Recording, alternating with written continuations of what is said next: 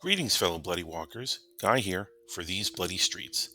Today we're in Milton, Massachusetts, a town founded by Puritans in 1662 and situated right alongside Boston. But let's turn our attention to the year 1812. Just 27 years had passed since the United States emerged victorious from a brutal fight for independence from Great Britain. But Britain was once again embroiled in a global struggle for supremacy in Europe. Since 1807, the British had aggressively begun capturing American ships and forcibly drafting U.S. sailors into service through the unjust practice of impressment. Between 1807 and 1812, around 9,000 American sailors found themselves conscripted into the British Navy.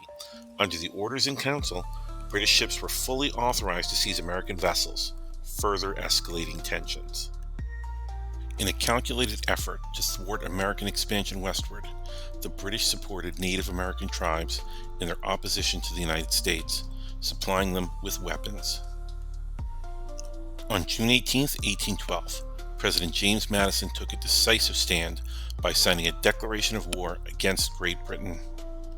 The memories of the Revolutionary War's horrors were still vivid, and towns across the nation sprang up into action, resolute in their preparations for conflict.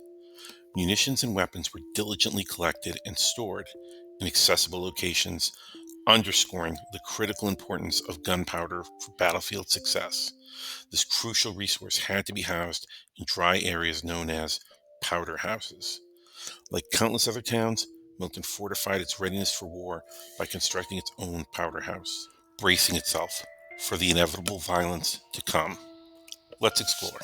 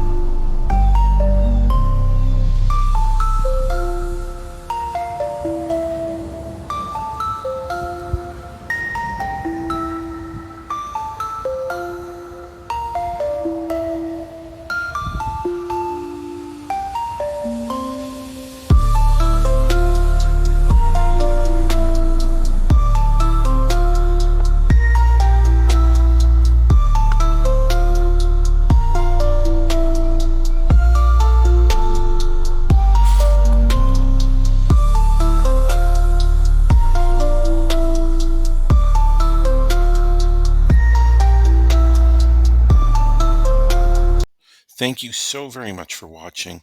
Please hit like and subscribe, and please leave us a comment. We'd love to hear from you. Thanks again, and we'll see you on the next walk.